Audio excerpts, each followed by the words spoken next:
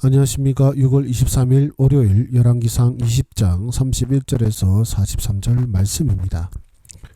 그의 신하들이 그에게 말하되 우리가 들은즉 이스라엘 집의 왕들은 인자한 왕이라니 만일 우리가 굵은 배로 허리를 동이고 테두리를 머리에 쓰고 이스라엘 왕에게로 나아가면 그가 혹시 왕의 생명을 살리리이다 하고 그들이 굵은 배로 허리를 동이고 테두리를 머리에 쓰고 이스라엘 왕에게 이르되 왕의 종 베나다시 청하기를 내 생명을 살려 주옵소서 하더이다. 아합이 이르되 그가 아직도 살아있느냐? 그는 내 형제이니라.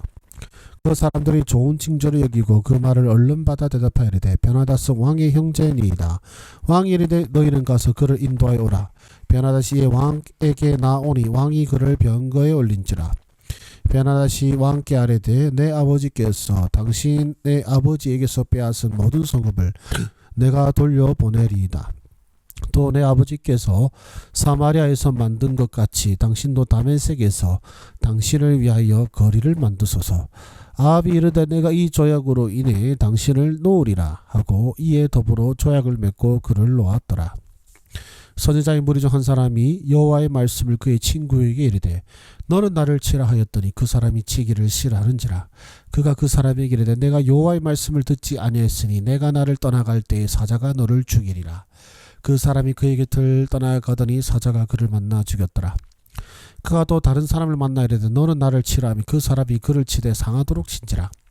선지자가 가서 수건으로 자기 눈을 가려 변장하고 길가에서 왕을 기다리다가 왕이 지나갈 때 그가 소리질러 왕을 불러 이르되 종이 전장 가운데 나갔더니 한 사람이 돌이켜 어떤 사람을 끌고 내게로 와서 말하기를 이 사람을 지키라. 만일 그를 잃어버리면 내 생명으로 그의 생명을 대신하거나 그렇지 않으면 내가 은 한 달란트를 내어야 하리라 하였거늘 종이 이리저리 일을 볼 동안에 그가 없어졌나이다. 이스라엘 왕이 그에게 이르되 내가 스스로 결정하였으니 그대로 당하여야 하리라. 그가 급히 자기의 눈을 가린 수건을 벗으니 이스라엘 왕이 그는 선지자 중에 한 사람인 줄을 알아본지라. 그가 왕께 아뢰되 여호와의 말씀이 내가 멸하기로 작정한 사람을 내 손으로 놓았은즉 내 목숨은 그의 목숨을 대신하고 내 백성은 그의 백성을 대신하리라 하셨나이다. 이스라엘 왕이 근심하고 답답하여 그의 왕궁에 돌아가려고 사마리아에 이르니라. 아멘. 본문 말씀은 이스라엘과 아람의 전쟁에서 베나다시 패한 후에 일어난 사건을 기록하고 있습니다. 베나다시 신하들은 이스라엘 왕들이 자비로운 왕들이라는 소문을 듣고 굵은 배를 허리에 두르고 밧줄을 목에 메고 아합 왕에게 나아가 베나다스의 목숨을 구걸했습니다. 아합은 베나다시 아직 살아있다는 소식을 듣고 그를 내 형제라고 부르며 생명을 살려주고 조약을 맺었습니다. 그러나 하나님의 선지자가 동료 선지자에게 자신을 치라고 명령하였으나 거절당하자 그 선지자는 사자에게 죽임을 당했습니다. 다른 사람에게 다시 요청을 마주로 선지자는 변장하고 아람 왕에게 나아가 비유를 통해 책망했습니다. 선지자는 하나님께서 진멸하기로 작정하신 베나다스를 놓아준 아합에게 내 목숨이 그의 목숨을 대신하고 내 백성이 그의 백성을 대신하리라고 선포했습니다. 그럼 잠깐 정지하시고 묵상하도록 하겠습니다. 하나님은 어떤 분이십니까? 절대 주권을 행하시는 분이십니다. 어떤 하나님의 말씀도 가볍게 여길 수 없습니다.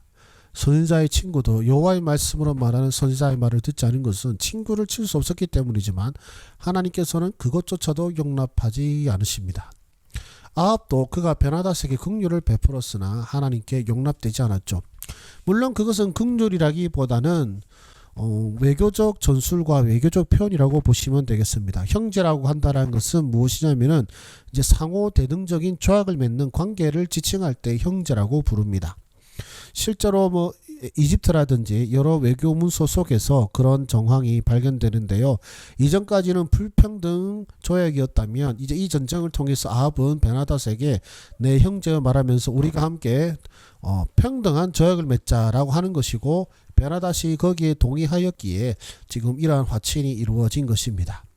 즉 순수하게 어떤 긍휼을 베푸는 마음이라기보다는 이제 국력 차이가 있으니까 결국 왕을 죽여봤자 여기서 계속해서 전쟁이 계속되면은 북이스라엘이 더 손해를 보리라는 마음속에서 일어난 어떤 외교적 정치적 판단인 것이지 우리가 순전히 긍휼로 보시기에는 어렵습니다. 그렇게 그의 어떤 긍휼도 또 그의 용서도 하나님께 용납되지 않았던 것이죠. 그렇다면 오늘 말씀은 우리에게 무엇을 말씀하십니까? 인간의 판단을 경계하라는 것입니다. 아합의 행동은 인간적으로 볼 때는 자비로우면서 지혜로운 것으로 보였을 수도 있습니다. 그러나 하나님의 관점에서는 불순종이었습니다. 우리가 선악을 판단할 때에 인간적인 기준이 아닌 하나님의 말씀을 기준으로 해야 합니다. 선지자와 선지자의 친구의 경우도 마찬가지죠. 어떻게 친구가 때린다고 해서 때릴 수가 있겠습니까마는, 그러나 그것이 하나님의 말씀으로 이루어진 이상 그 선지자의 친구는 그 말에 순종해야 했고, 순종하지 않았기 때문에 그가 죽임을 당한 것처럼 그런 단순한 하나님의 말씀을 어긴 자가 당해야 될 벌은 얼마나 큰지도 우리에게 보여주고 계십니다. 우리 현대 사회에서도 세상의 가치관과 하나님의 뜻이 상충할 때가 종종 있는데, 우리는 그때 하나님의 관점으로 분별해야 할 것입니다. 그렇게 순종은 필수입니다. 선지자가 동료에게 자신을 치라고 명령한 것은 인간적으로 이해하기 어려운 요구였지만, 하나님의 명령에는 이유를 묻지 않고 순종해야 함을 보여줍니다. 오늘날 우리도 하나님의 말씀이 우리의 이성이나 감정과 상반될 때에도 순종해야 한다는 것을 기억하시기를 바랍니다.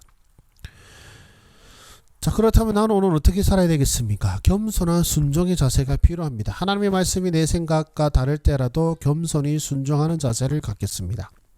내 판단이 완전하지 않음을 인정하고 하나님의 지혜가 나의 지혜보다 높음을 믿고 의지하겠습니다. 특히 이해하기 어려운 하나님의 명령이나 인도하심 앞에서도 신뢰하며 따르는 믿음을 가지겠습니다 라고 하였고요. 또 하나님의 주권을 인정하는 삶입니다. 내 인생의 모든 영역에서 하나님이 주인이심을 인정하고 내 뜻보다 하나님이 뜻이 이루어지기를 기도하며 살아가기를 원합니다. 어려운 상황이나 이해할 수 없는 일 앞에서도 하나님의 선하신 뜻을 있음을 믿고 맡기는 그 믿음과 신앙을 실천하며 살아야 하겠습니다. 기도하겠습니다. 살아계신 하나님 아버지, 주님의 이 말씀을 통하여서 우리에게 순종이 얼마나 중요한지를 보여주고 계십니다. 주님, 우리가 세상의 성식과 또 말씀의 요구가 어긋날 때에 주여 우리가 참 고민이 될 때가 많습니다.